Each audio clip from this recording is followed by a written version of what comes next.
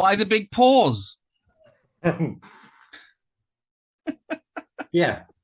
That was worth it for that gag, yeah. It was just there, wasn't it? If you couldn't tell, we are recording this whenever time you watch it, doesn't matter, but we are recording this actually on Halloween.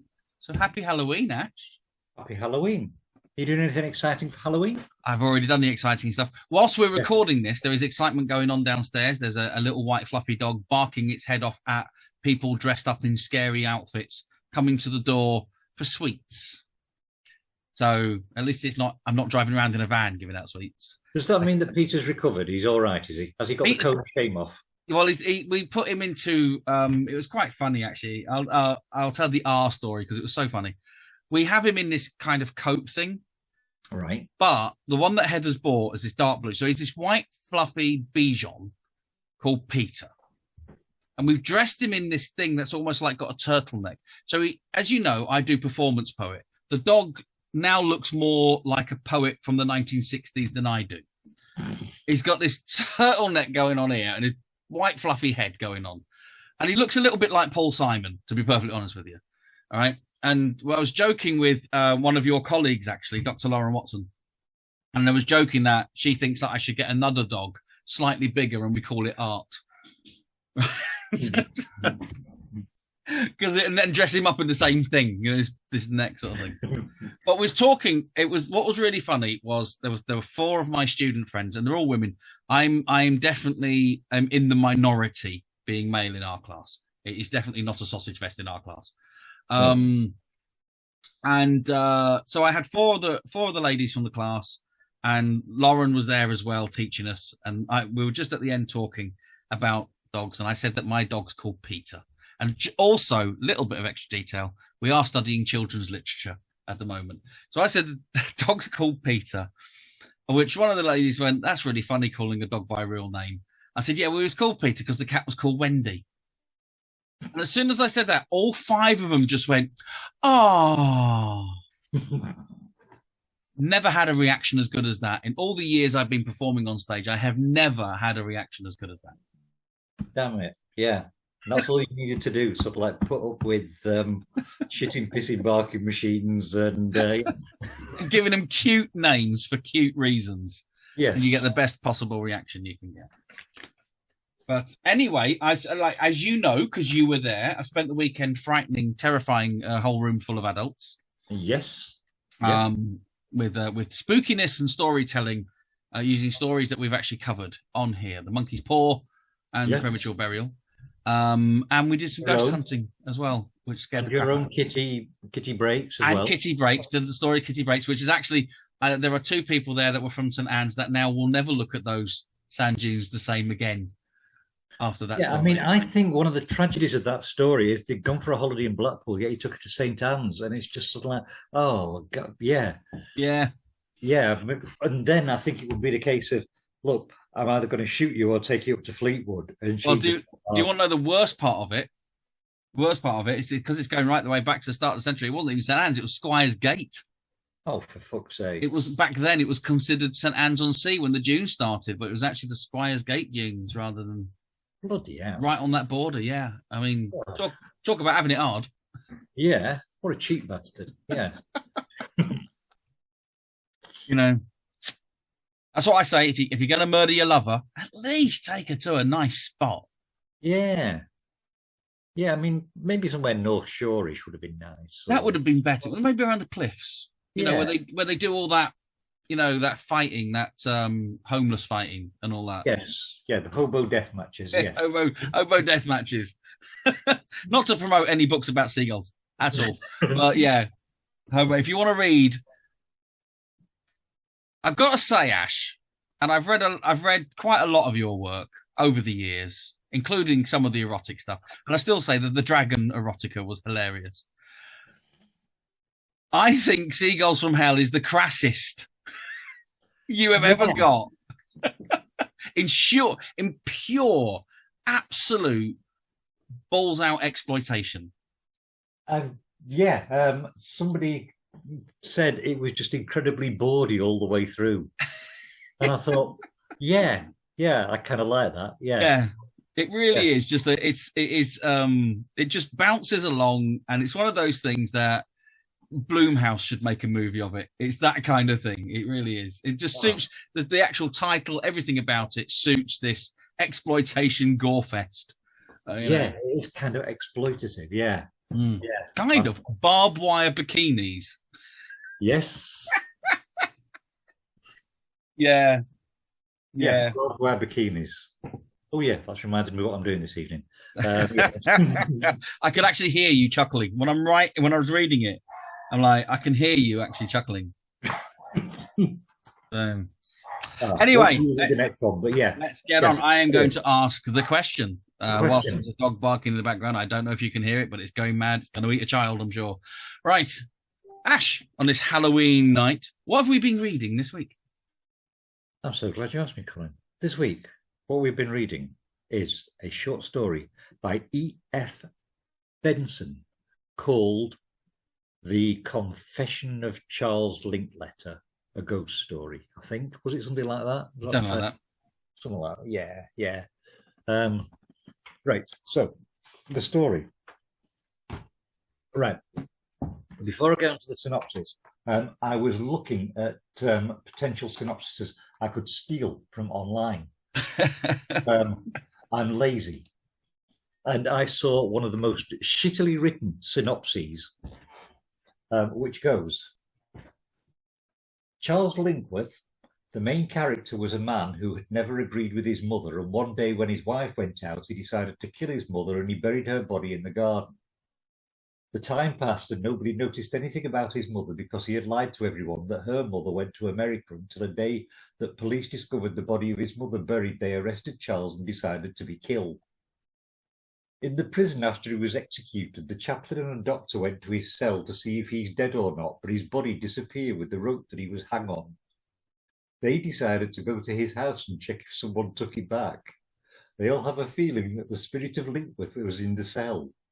After a few seconds, Charles' died body suddenly appears with a horrible face and with the same rope that was on his neck when he's killed. Which, I mean, I'm taking the piss out of somebody that might not even be their first language. I'm hoping it wasn't, but yeah. I was just thinking it sounds like one of my synopses. The synopsis that I've got for this is that we have Dr. Teasdale, our narrating character, who is a prison doctor. He attends the hanging and confirms the death of the story's titular character, Charles Linkworth. Linkworth had been convicted for murdering his mother, and it was believed he'd done this to benefit himself for the sum of £500. I say believed because Linkworth never made a confession before being taken to the gallows and being hanged. Whilst Dr. Teasdale is conducting his autopsy on the deceased's body, a guard comes and asks him if he's seen the rope that was used. It appears that this has gone missing. Then we follow Teasdale home, where he gets a strange phone call. He can't hear the person on the other end of the line clearly, but when he does the 1912 version of pressing callback, he finds himself talking to the prison where Linkworth had been hanged. After some chatting with the guards, Teasdale decides it was Linkworth's ghost that was calling him. And the next time he receives a phone call, Linkworth's ghost says he wants to speak with Mr. Dawkins, the prison chaplain. Teasdale gets the ghost to call Dawkins, but Dawkins doesn't believe he's listening to Linkworth's ghost confessing its sins. As a way of proving the story's veracity, Linkworth's ghost appears like a hideous hanged man and then disappears, leaving behind a rope that had been used as a murder weapon. Finally, once Dawkins admits that the ghost had been there, the rope then disappears. Was that roughly the story we had read? Yeah, that's roughly the story. Yeah, but I've got to admit there are some great lines in that other synopsis. It does sound a little bit like the synopsis that I kind of do, to be honest with you.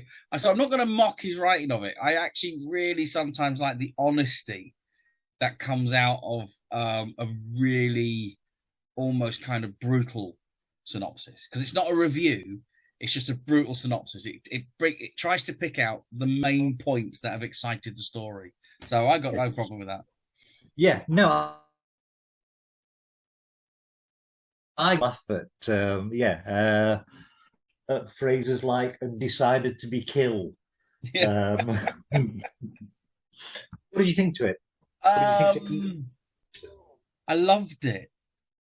I really, really enjoyed it. I thought it was an absolute magnificent ghost story.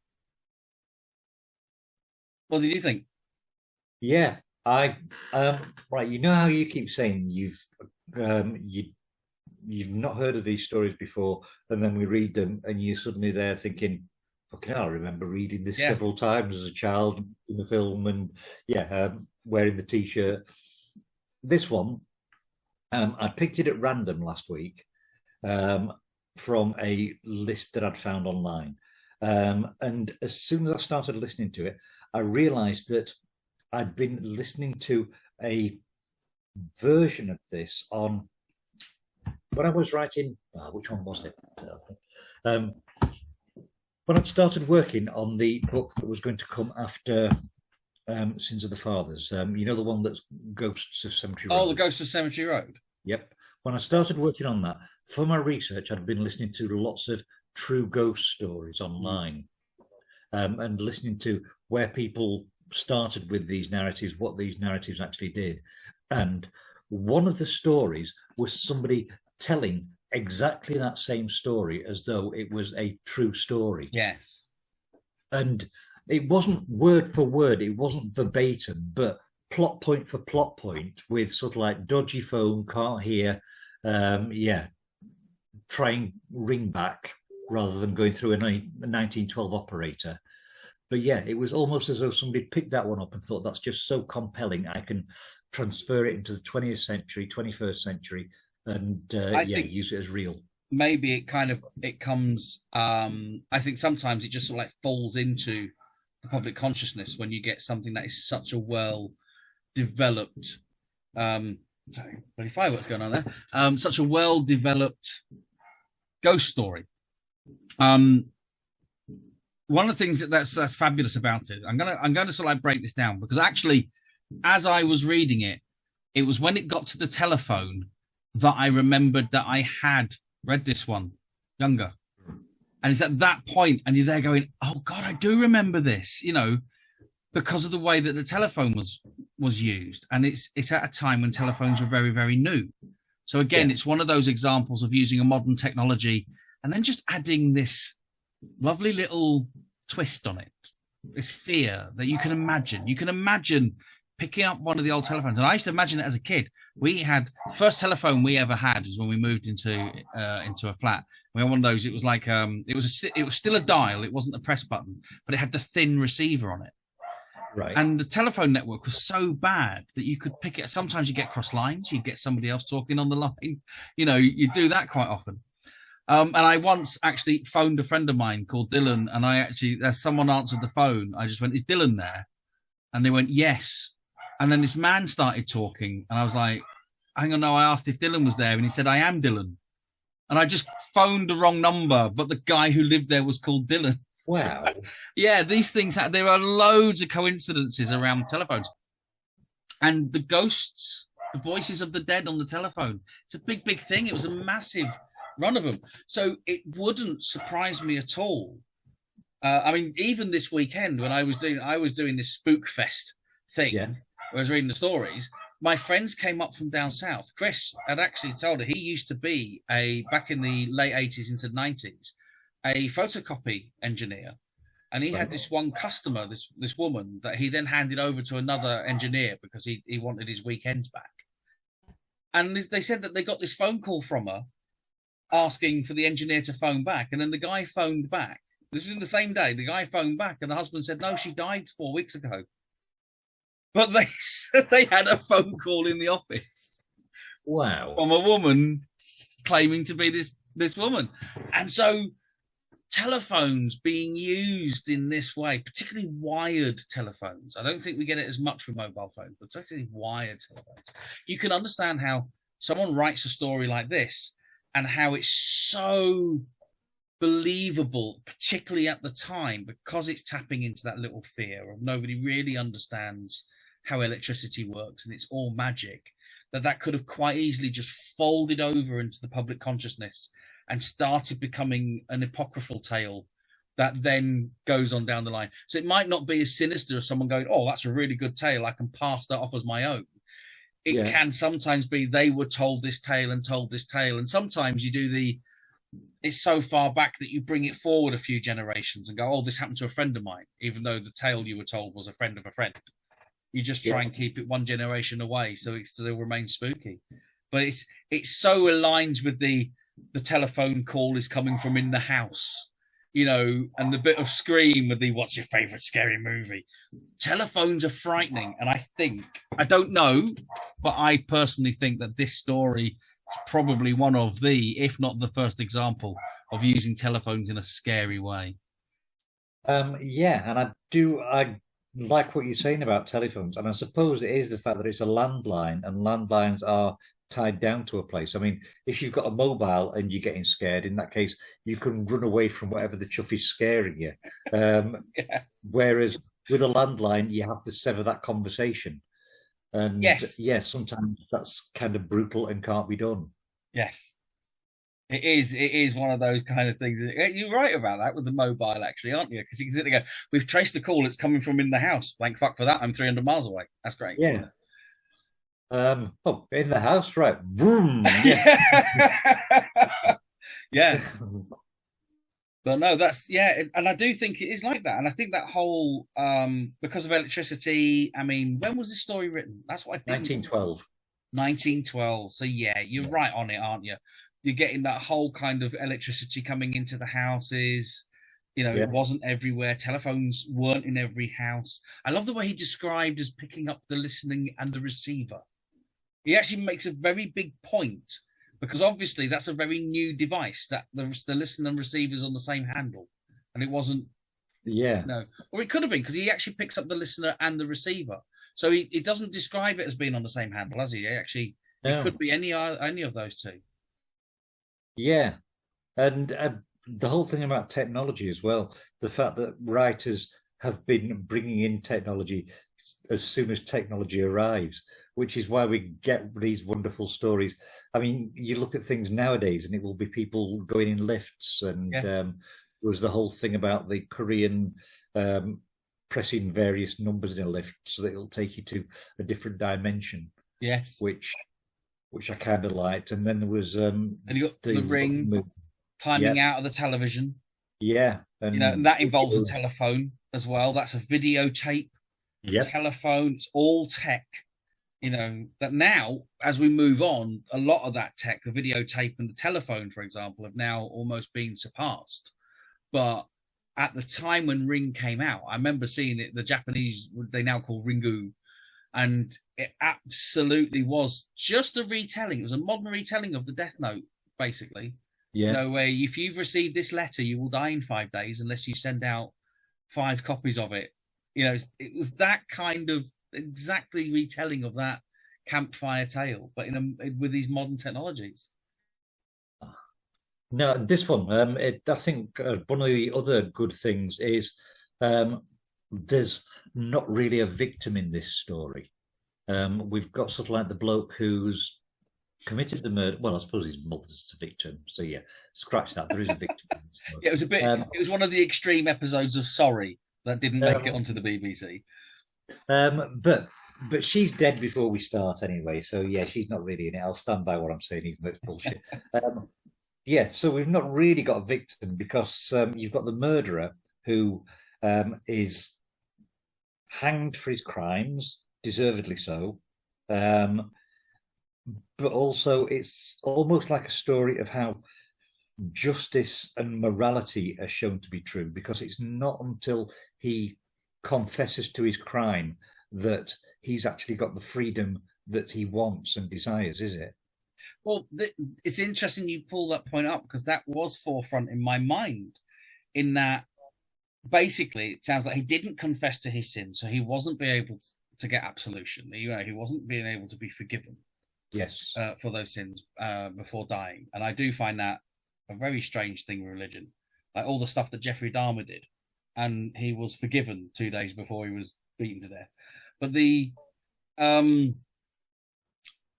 interesting thing is that this is done by telephone, and the spirit making the call is obviously in some sort of distress.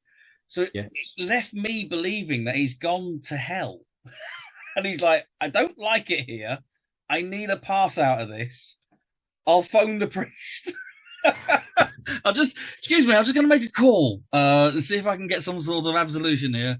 Would that help me get out of here? And they go, yeah, go on then. Make your one phone call. Your 3 phone calls, because he does. Yeah, he doesn't get through it the first time, does he? So, I don't know. It's you've had that argument before where we've done sort of things and going, well, actually, you're rooting for a bad guy because he has murdered, and we've discussed this idea. We did it with the Green Mile, didn't we? When you were talking about this, he actually does something bad that deserves the death penalty anyway. And yes, we're looking at it from a point of view of having all the absolute facts in front of us. And that's why we can make those moral judgments. Where here, I think the moral question is, he actually gets absolved of murder at the end on the phone. Almost like, I mean, you know what it's like when you keep getting those calls about, have you been in an accident in the last 5 years? And you're constantly trying to figure out ways of stopping them to call back. Maybe we should just forgive them and give them absolution, and that will stop them phoning. With those guys, right, I did tell you about the one where somebody phoned me up and they'd said, have you been in an accident? So I just said, oh, it wasn't an accident. It was deliberate. I saw them coming out of school, and I just put my foot down and went for it. And the first voice sort of like passed me through to somebody else, so I did the same thing. And then about 3 people down, this one bloke just says, "Oh, all right then," and hung up on me. Oh, I mean, I do feel a bit sorry for them because they are actually just trying to earn a living. Yes. And we have no manufacturing now, and they're getting rid of local radio, and they're trying to cut back on everything, really. So the only jobs that we're ever going to be able to do is phone each other up and annoy each other. I can imagine an entire future where the only job is phoning every other person, and every other person is phoning another person to either try and sell them something or get data off them or something,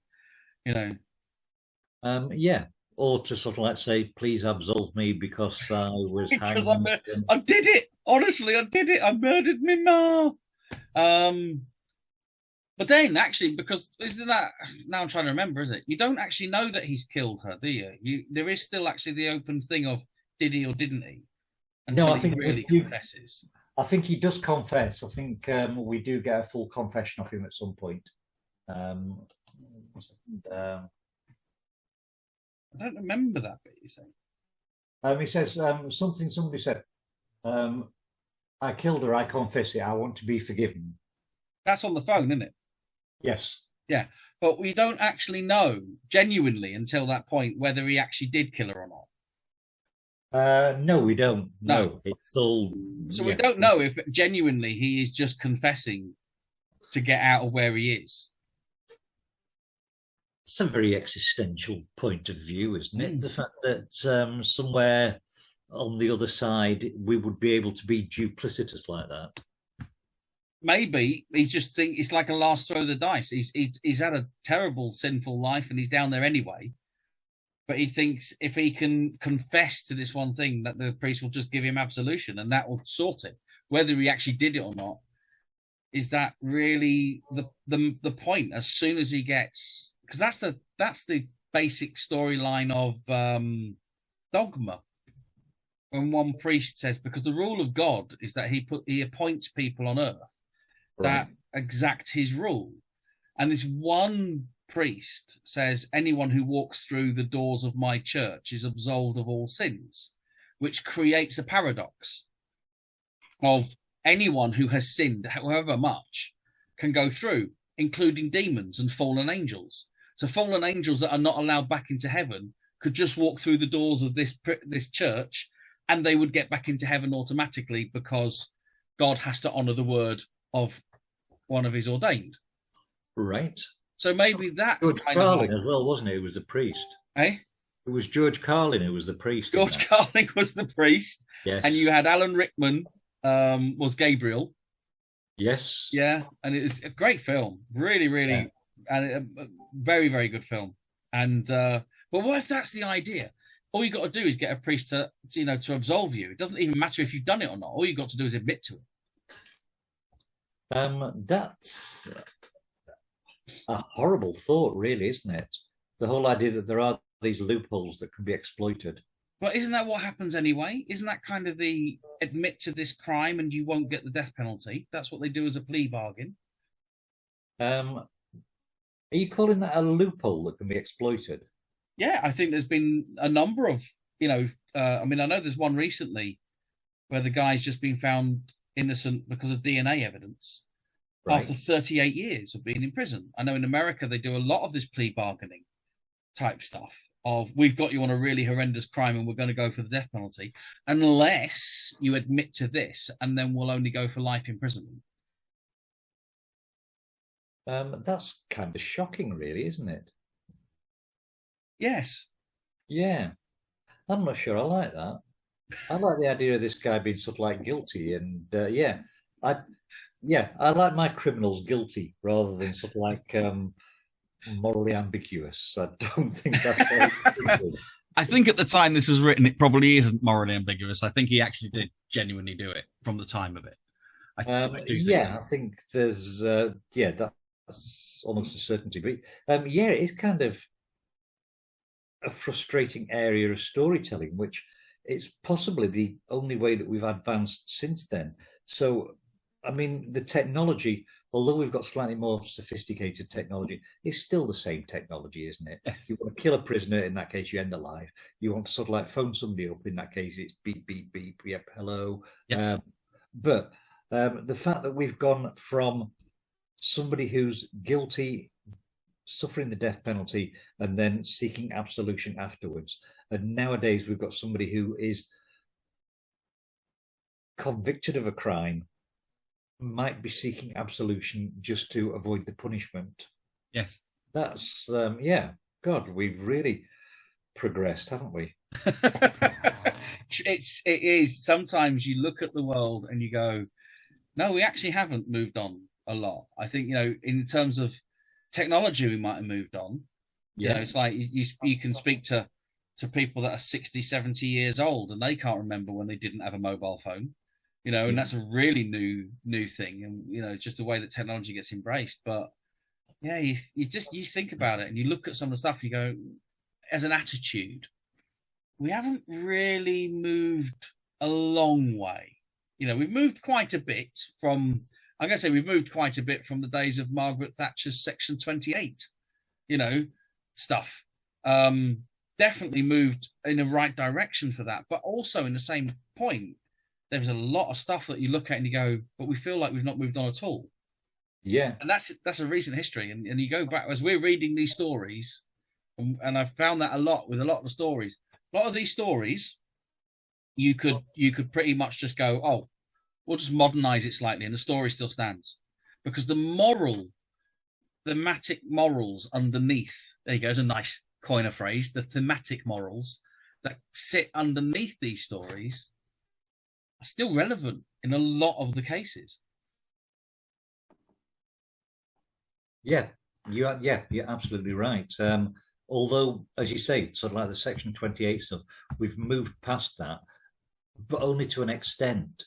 I mean, you've got, and this is going to date what we're saying, but I think it was last week, Eddie Izzard has, not last week, Eddie Izzard changed their pronouns, but in the last week, the newspapers have been having a hissy fit because Eddie Izzard is now using the pronouns she and her.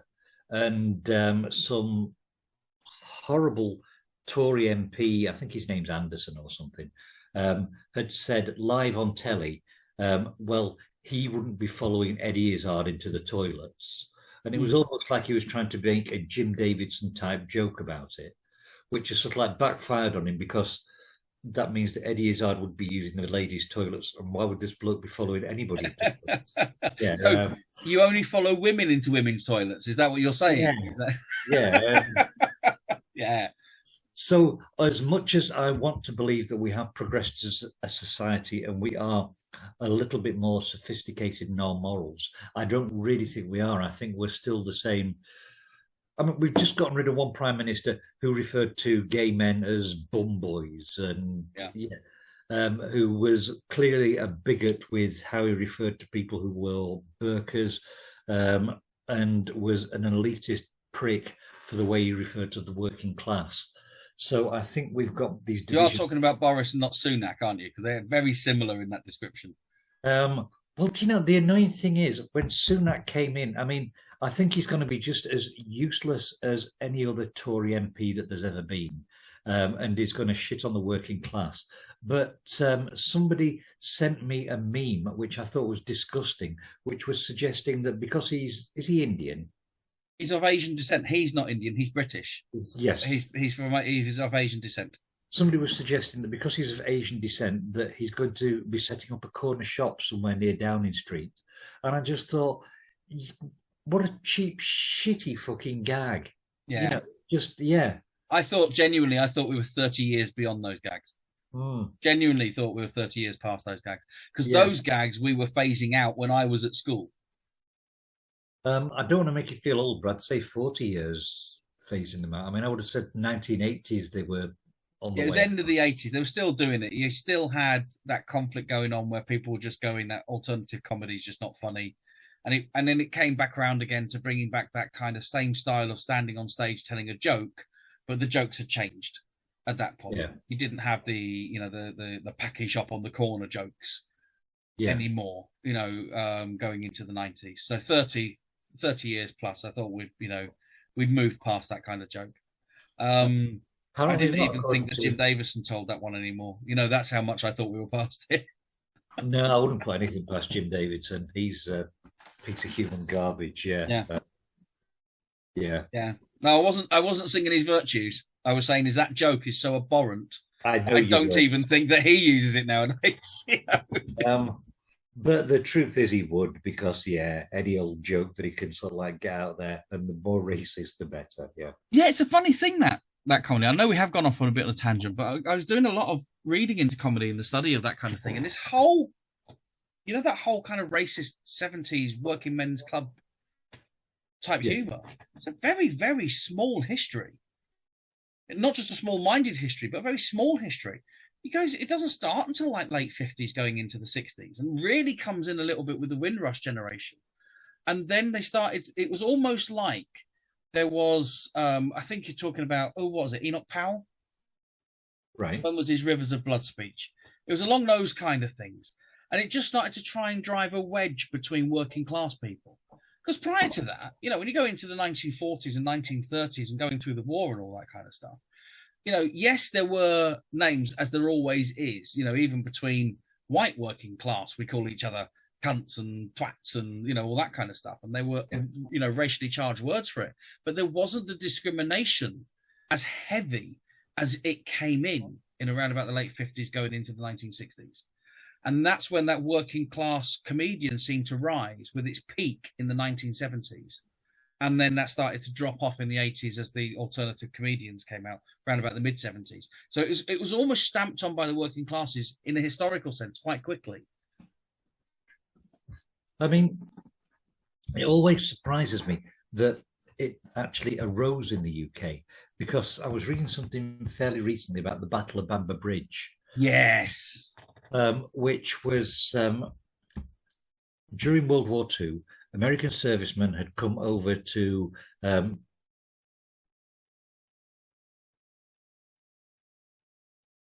Britain in the Bamber Bridge area, and police, I assume, had gone to a local pub and said, you should make sure that you're not allowed, that there's segregation going on here. Blacks and whites should not be drinking in the same place. So we'd like you to segregate this. So typical Lancashire people that they are, the Bamber Bridge pub owners put up a sign saying no whites allowed, and they were only serving coloureds in there, which pissed everybody off, and there ended up being a big brouhaha about it. Well, it was the American MPs, wasn't it, that went in and did that, because a similar thing also happened in Scotland. and there was another one that happened down south. So I agree with you. They had the American black soldiers that were over here fighting. They were going into pubs and they were being treated as the heroes that they were. They were coming over here to help our Tommies, and everyone's drinking together. In the British Army, there was never any segregation between the black, the Irish. Didn't matter. They just, as soon as you signed up, you were cannon fodder and sent off to the front. Yeah, that's exactly what it was. But the Americans had that segregation going on, and it was twofold, wasn't it? One is the segregation, and the people were like, "What do you mean you're doing this segregation? You can't do that." The other one was the fucking American police coming over here thinking that they could tell our pub owners what to do, and and it happened in a few places where they basically kicked the MEPs out. Oh no, the MEPs, the MPs, yeah, the American military police, and they kicked them out of the place. For doing that sort of thing. It's a very strange history in this country with that sort of thing. And I do think there's a study to be done there someone who's really into the history of things to find out when that kind of Enoch Powell. I know that Peaky Blinders, and I know he does a lot of research, the guy that wrote Peaky Blinders, but he kind of touches on it. With just before World War II, there was a rise of fascism that was trying to push into this country at that point. And then World War II happened and it got really pushed down. But then after World War II, when the Commonwealth was being rewarded and we needed people over here to help rebuild the country, and that's where the Windrush generation came in. You were given, if you were part of the Commonwealth, you could come to this country, you've got a job, you can help us rebuild. And there was something happened at that time where somebody of a right wing, an extreme right wing, a fascist right wing,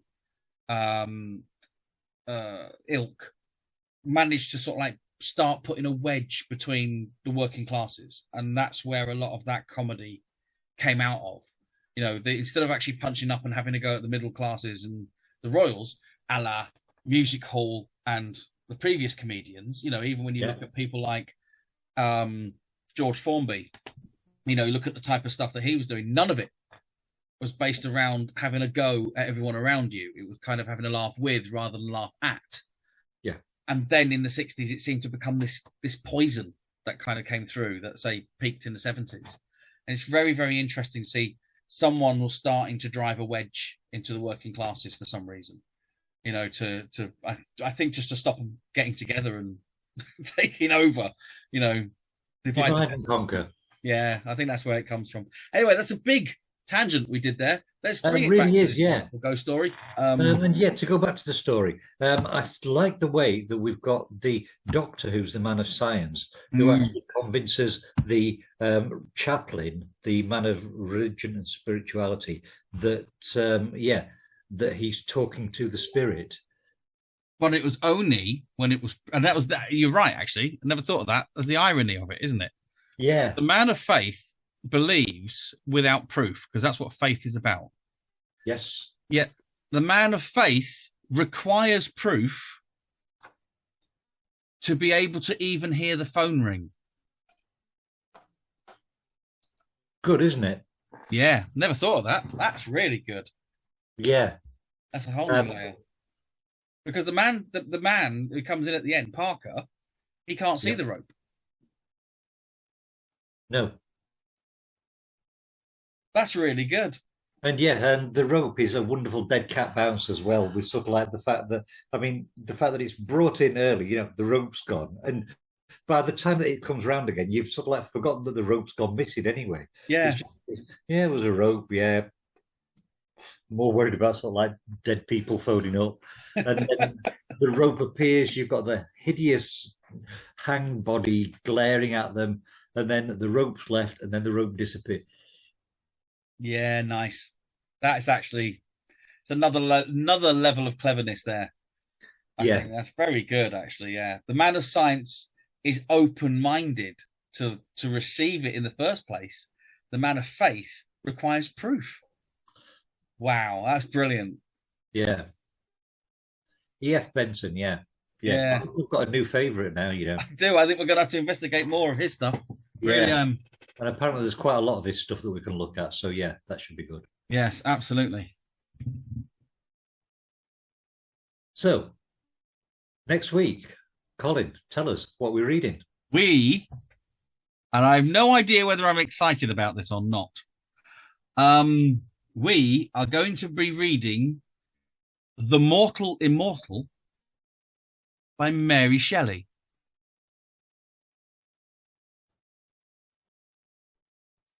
Is it a short story? Yes.